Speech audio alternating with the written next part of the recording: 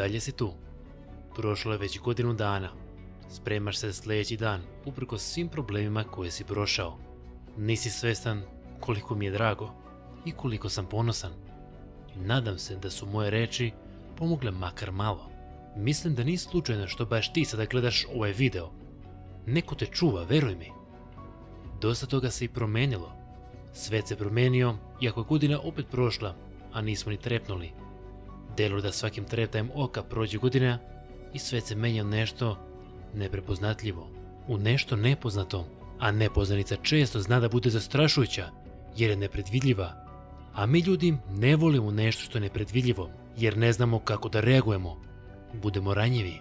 Svake godine druga zastrašujuća dešavanja, ali opet neka se ponavljaju, čisto da skroz ne poludimo, jer smo na neka navikli.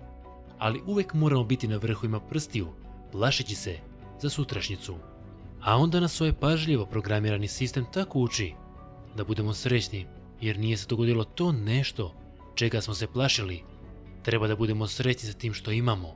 Uvek može da bude lošije. To nam stalno ponavljaju oni koji nas vode, dok i sami ne vjeruju to. I tako se granica lošeg sve više ponavlja i sve više prihvatamo pritisak na nas i našu dušu. Ukoliko se vratimo u prošlost, naši preci su imali veliku borbu za opstanak, borbu za život. Delo da su živjeli mnogo strašnijim i opasnijim svijetom. Ali varate se. Za čoveka ovo je najteža doba, jer neprijatelj je gotovo nevidljiv. Danas imamo najveću borbu za našu dušu, Danas od vas se žele da budete slabi i umno i fizički, da ne dajete nikakav otpor, da se ne pitate da li je sve tako kako vam kažu, da ne podižete svoj glas kada vas boli. Danas na televiziji reklamiraju stalnu borbu protiv depresije i mentalnih problema, borbu protiv nasilja, borbu za prava i jedinstvo. Toliko se bore protiv svega toga, a delo da sve to više raste. Depresija sve veća, ratovi sve učestaliji, a borba za prava se pretvorila u borbu za podjelu među nama. Bore se za nas, a ne znaju kako je nama, dok ležite sami u tišini i gledate plafon svoje sobe. Pitate se šta vas sutra čeka, ili pak znate unapred, što je možda još gore, jer je sve programirano. Ali ima neko ko brine o vama i ko vas razume. Ti koji slušaš ovo, znam da ni ova ni prethodna godina nisu bile savršene za tebe i da su te često naterale da pomisliš da odustaneš svega. Ta pomisla je normalna kod svih nas, ali zar želiš da daš to zadovoljstvo tamo nekima koji žele da budete u ovakvom stanju, pomoću kojeg mogu da vam oblikuju svet kako god požele, kuću u kojoj vi također živite? Kakav ćeš primjer dati drugima?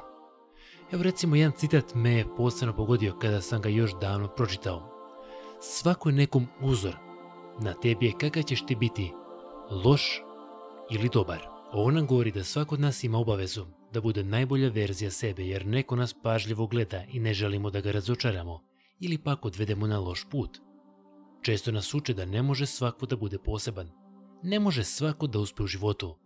Ali šta je uopšte definicija uspeha? Nova kola? Novac? To su lepe stvari ovozemaljskog života koje nam olakšavaju život.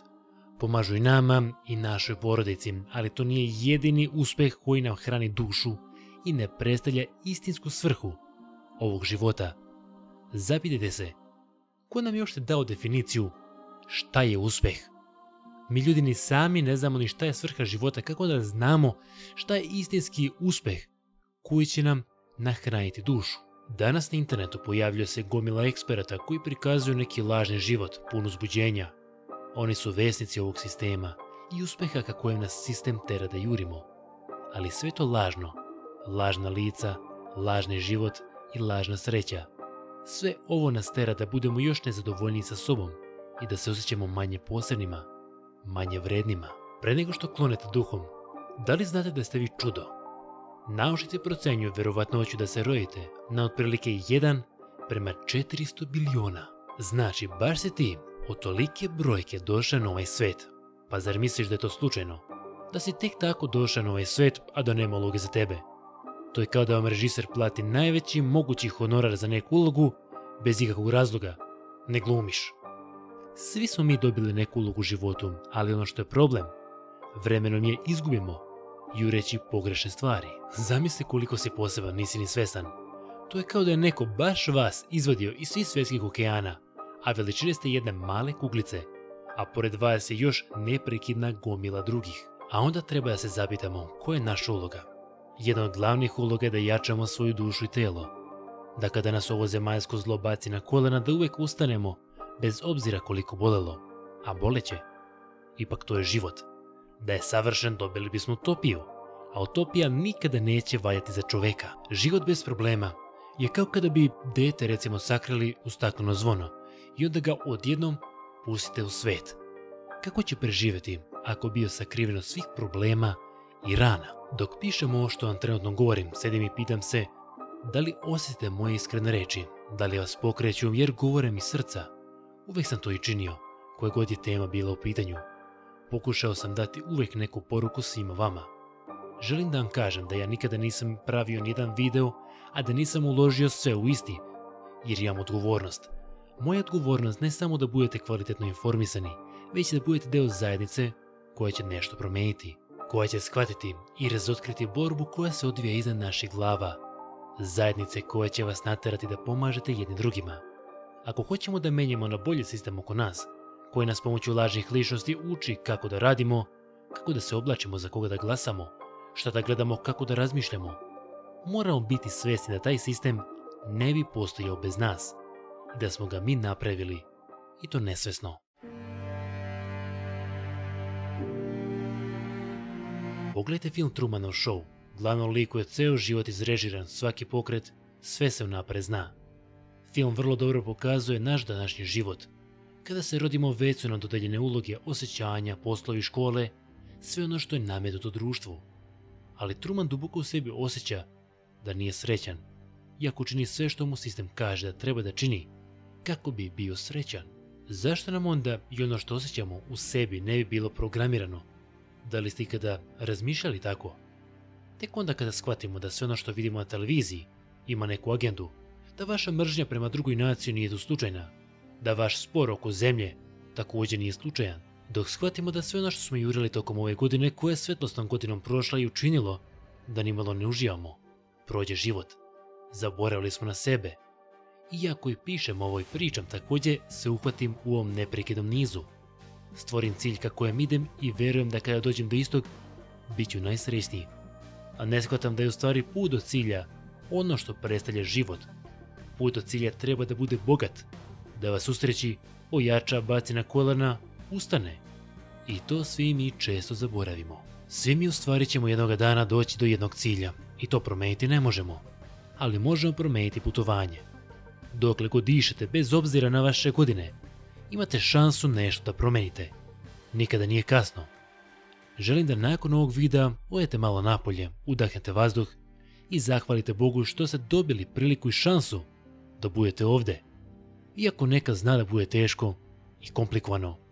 To tako nije trebalo biti, sami smo to napravili. Ukoliko niste poslušali moju prošlogodišnju poruku, probajte poslušati danas.